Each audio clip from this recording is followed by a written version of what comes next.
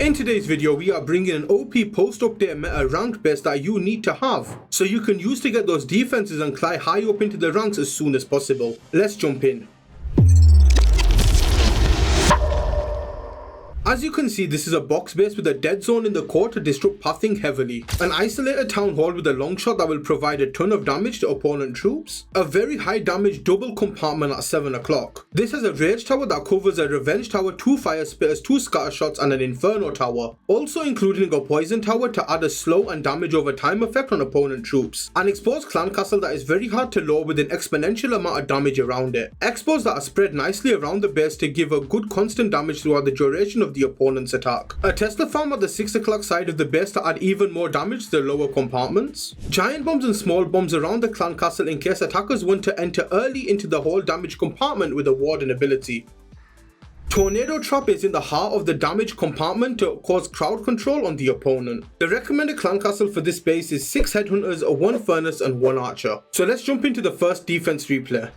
Here we have it. The first attack is now coming on in, and this was a really nice defense as the opponent is using rocket loons with a fireball. So he drops his warden at the 4 o'clock side of the base right here, and he is going to aim to fireball. Has got those 2 furnaces just to help the warden, just to speed up things just a little bit and make sure that he can get the value that he wants right here. But of course, we're going to be showcasing how strong this base actually is on defense, which is what you're just about to see right here. Warden goes into a lot of high damage, has to rage and use that invis at the same time, which means that the skellies are going over to the furnaces and do a little bit of extra damage, which is actually quite nice. Has got 3 more invises and also the ice block spell as well, just in case the warden walks away. But it is a long warden walk that we are seeing. Does manage to take out a decent chunk of the base with the walk itself, and now we should be seeing this fireball sooner rather than later. Here comes down the ice block. There's those invis placements right there. Ooh, he invis the bomb hive, and that means that that fireball is going to go all the way to Narnia. He had the opportunity right there. If he didn't invis that bomb hive, he could have gotten a lot of value right here. So a little bit of an oopsie from the attacker, but it's mainly because of he knew how much damage he was about to go into with that Grand Warden. Now here comes the Grand Warden recalled back in from the 12 o'clock side. King and Queen coming on in directly in towards this Town Hall compartment right here. It's not looking too bad at the moment. It's looking like a very solid defense due to that fireball not landing to where it had to go. He frees up on all of those headhunters. My god, did you see? Could you imagine all of those headhunters running at you and you see them a little bit too late and they absolutely destroy your king and your queen at the same time? Would be absolutely crazy. Queen is locking onto the town hall and the long shot right here, trying to power on through. Should be able to get that down very easily. We have got a ton of rocket loons still left, also a log launcher, and this is where things get a little bit awkward, right? Because look at the amount of compact damage we have in the 2 fire spitters, the revenge tower, the double scatter, the bomb hive, the double multi inferno. So you see where he's quaking right now. That's why he wanted to fireball right here. Unfortunately, just did not work out for him. He ends up using a siege barracks over at the 6 o'clock side instead of the log launcher right there as well. Queen actually got a decent amount of value right here, but unfortunately she goes down as there is way too much damage. Minion Prince coming on in from the far side. Now this was actually quite interesting when I saw it for the first time, right? Because we have got the I forget what it's called. I think it's called the iron pants that make him shoot long a little bit further. No, it's not, it's the other one. But it was looking quite decent. If you had the dark wall right here with maybe the meteor staff, you could have definitely gotten a little bit more damage. Of course, the any other equipment for the minion prince wouldn't have been that good.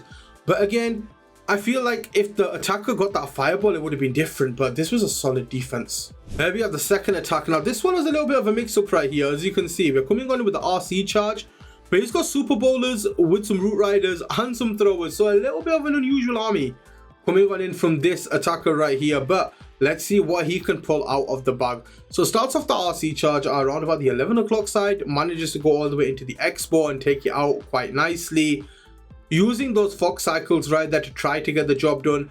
Most likely was aiming to push in towards to get one of these fire spitters. Unfortunately, the way that the defenses are lined up is going to be very difficult unless you use some troops to take down some defenses to kind of force the royal champion in, as you can use like your invisibility spells as well, but you would have to use at least like 2 to 3 invis spells for pathing, And then even then, once the invis comes back up, the RC will end up going back to those defenses, which is unfortunate. Drops his Super Ballers, Root Riders, Throwers, Troop Thrower, and the Warden over at the 1 o'clock side of the base. Queen comes in from the 3 o'clock side with the Giant Arrow. Has got the Sneezy on the Queen, actually. That's quite interesting. Dropping the RC with the main push. The King over at the 4 o'clock side of the base also. Queen's going to be stepping down with the King. The Root Riders are going to make their way in towards this Fire Spitter Rico Cannon compartment right here. Pops the Heroic Torch right there with the Eternal Tome. Very interesting choice, as there's only a couple of archers on the Town Hall. Nothing else really went to it, which is kind of a bit scary for this attacker. Ends up using a Totem, but those archers aren't going to be enough to get that Town Hall down, I don't think. But yeah, I've got that King ability still. All the other abilities have unfortunately been used, as we saw the Queen ability early. The King ability though might come in clutch. We use a Skelly to tank for the Monolith, as well as that Rico Cannon right there as well. Has got no more spell support remaining, and everything has walked all the way around the base. I'm quite surprised that no Thrower actually locked onto the Town Hall, which is a little bit crazy, if I have to say so myself. Pops that King ability. Revenge Tower is going to absolutely eat everything alive right here, man. It's, even with the nerf, it does still hit very, very hard, especially the multi-shot damage that was nerfed. It's still crazy, man. And this is another OP defense. We're coming on it with a 1-star this time, which is absolutely phenomenal. Here we have attack number 3. Now we've got those mass throwers that have been a little bit nerfed in this recent update. And of course, this base is going to be holding up very well again. Look at those spring traps. Jesus. You saw those throwers go absolutely night-night. Lost about 4 throwers right off the rip, going straight up onto the spring trap. Meeking their maker right there. Absolutely crazy. Dropping the King on one side alongside the Queen. And now we're just letting our throwers push in, trying to go in towards this damage comp. And remember what I said when I was describing this base earlier? Is that there's a lot of giant bombs. You've got that Tesla farm. We've got so many defenses at the bottom side, even with this overgrowth. There will be a lot of damage on these troops, which is very, very scary, especially when you're coming far side. You're going into so much damage right here. And you have the Red Gem and the Life Gem, so no Eternal Tome. Nothing that can really help your troops push through the base. And as you can see, everything is wrapping around. We end up losing the healers right here. King does go down. Royal Champion is very delayed right here. Didn't use the RC to funnel on one side, which normally you do see the King and the Queen on one, the RC on the other side.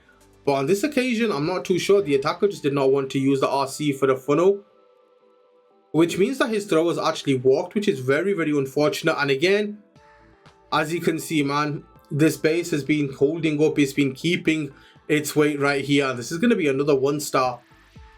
It's a fantastic post-update Legends base that you guys need to try. And if you haven't already, make sure that you do. Link to it will be down in the description below. So make sure you get a hold of this one. Use it. Let us know how it goes. And we're very excited to see your feedback on this one for sure. But again, we have got a couple of furnaces. We still have some Valkyries left in the pocket, which is absolutely crazy. I'm not too sure what his plan was for the Valkyries, especially since you have all of those throwers, which I'm quite confused about. But regardless, it's a 63% 1-star. That's all you need to know. Here we have base number 4, or attack replay number 4 rather. But before we get into this one, guys, if you made it this far, like, comment, subscribe, all of that good stuff. Let us know if you use this base down in the comment section below.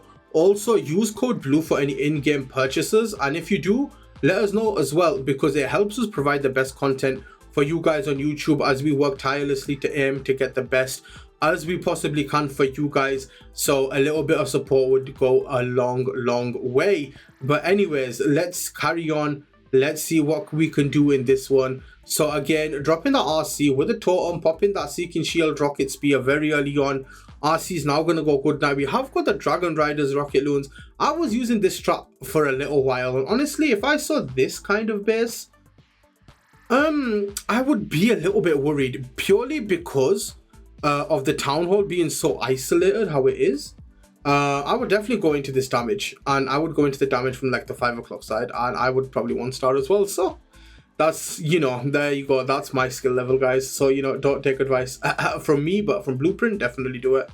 And here we go, Dragon Riders and regular Inferno Baby Dragons. Regular, they're a super troop too, but Inferno Baby Dragons and Dragon Riders coming on in from the 2 o'clock side.